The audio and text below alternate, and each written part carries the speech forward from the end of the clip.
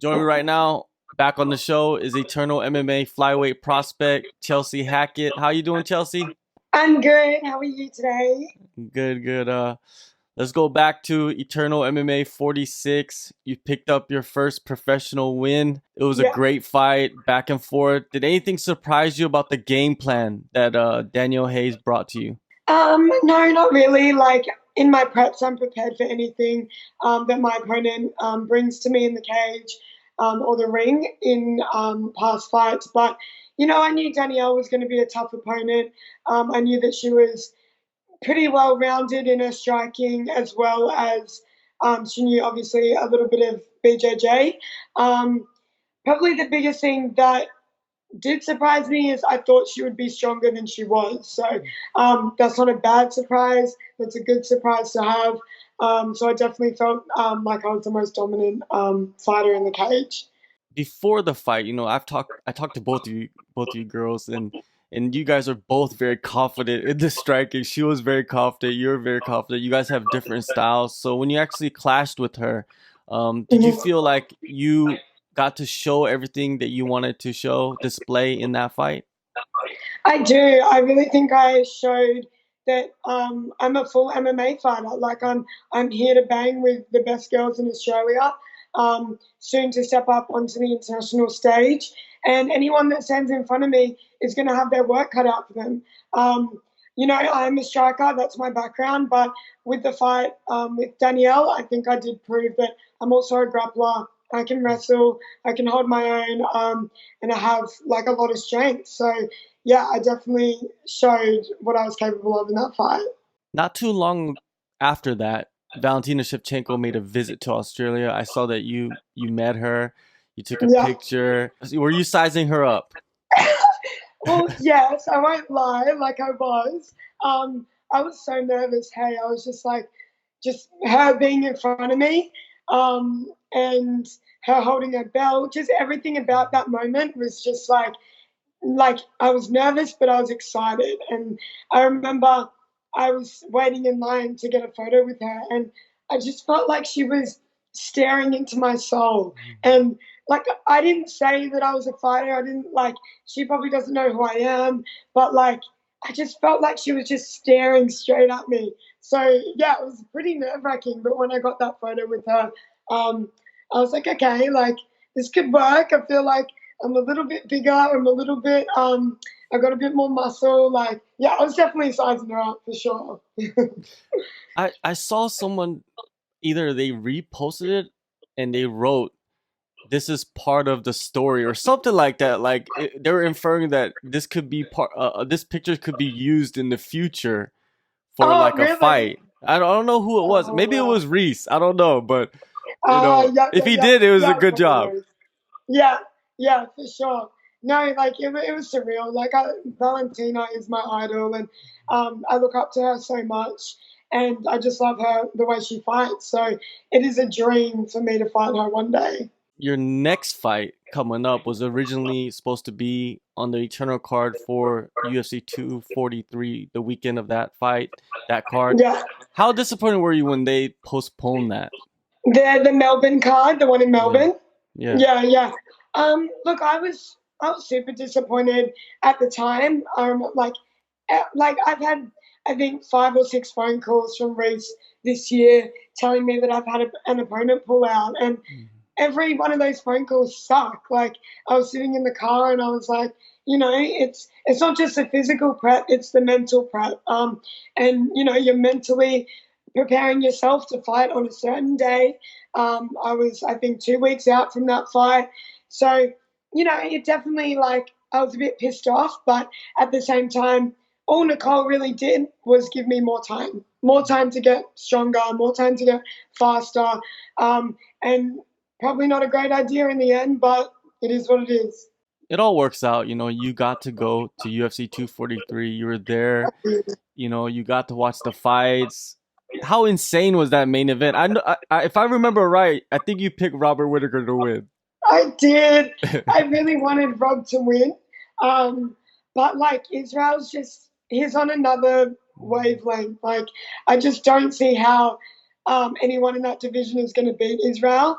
I think he proved a lot in that main event that he's tough, super tough. He can take shots, but he's there to give them back as well. So, no, like I'm super happy for him, fighting the champion and winning the belt. And the atmosphere in Melbourne and in that arena that day was insane. Like every fight gave me goosebumps.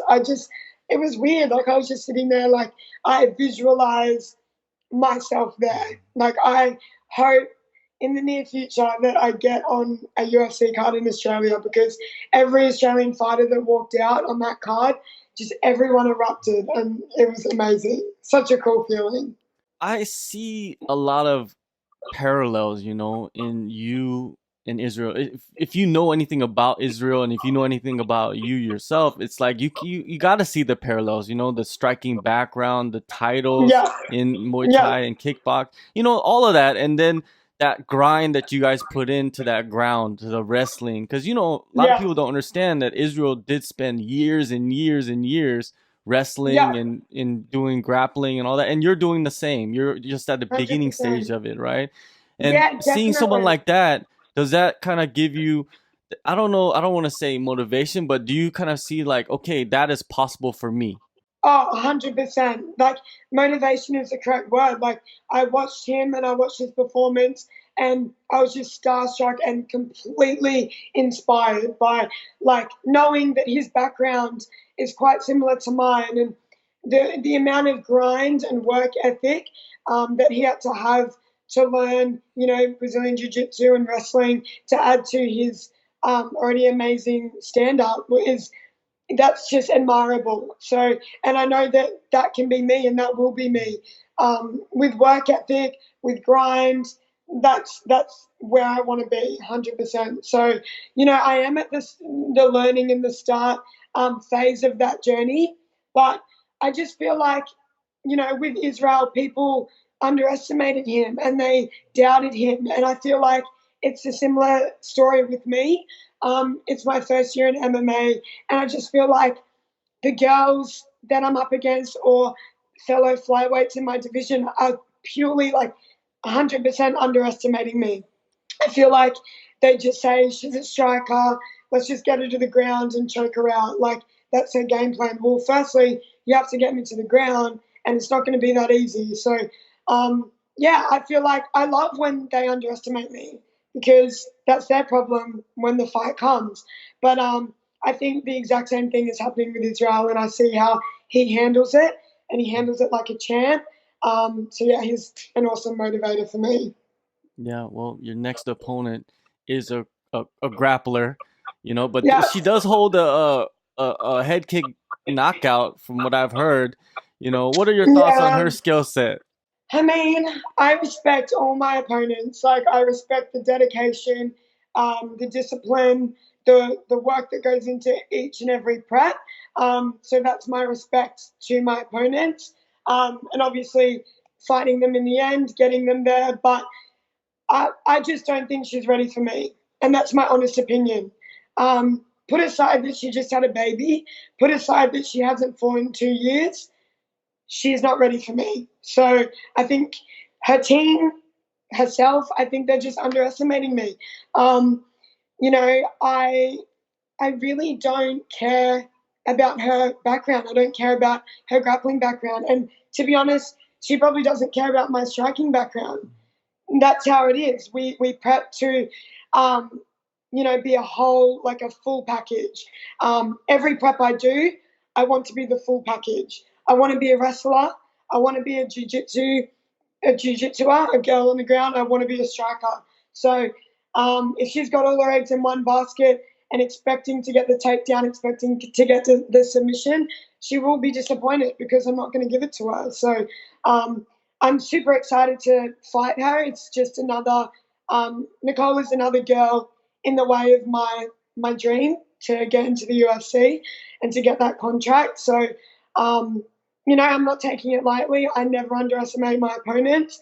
I've learnt that through my years in Muay Thai, but I just honestly don't think she's ready for me.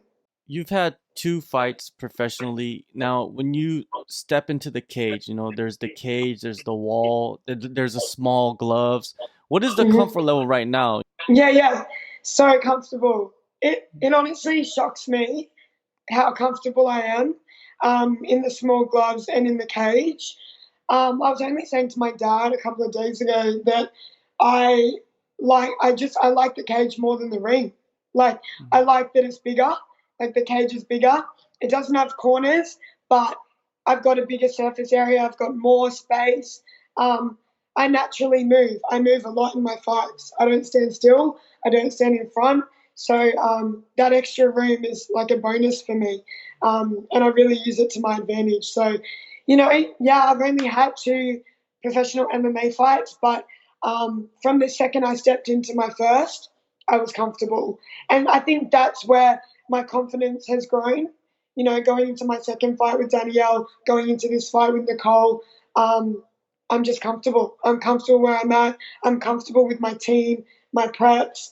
My coaches recently just opened a new gym that now has a cage. So the difference in this prep was that I could train in a cage, which is obviously paramount and it's going to help me so much in this fight. So yeah, it's awesome. Eternal recently signed a deal with UFC Fight Pass. I'm pretty sure it's a huge opportunity to be able to fight on that platform.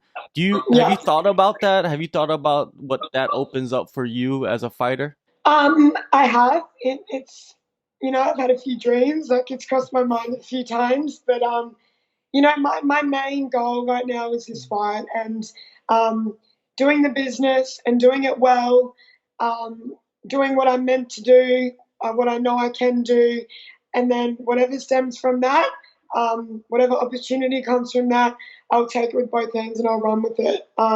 So yeah, I'm so excited that it's going to be broadcasted around the world and a lot of special people are going to be watching that card. So but I don't let it get to me. I don't overthink it.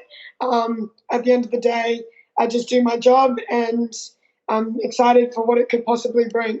If you go in there, you get another dominant win. You'll be undefeated 2-0. Have you talked to Eternal? About like maybe bringing in a veteran, later on, and maybe putting together a title fight. You know what I mean? Because they don't. Yeah, Do they have a champ at flyweight? I don't think so. Right? It's vacant. no, they don't, and it's funny because in my Muay Thai career, like especially the back end, every fight I had was for a title. Mhm. From like fight 16 or 17 to my 23rd fight, I fought for belts.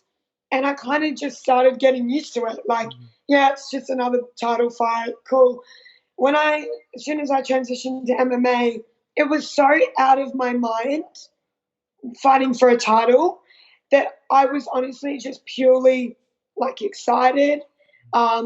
I just wanted to take on the best girls in my division, and I didn't care if it was for a belt or not. Like that's honestly that's where my head's at.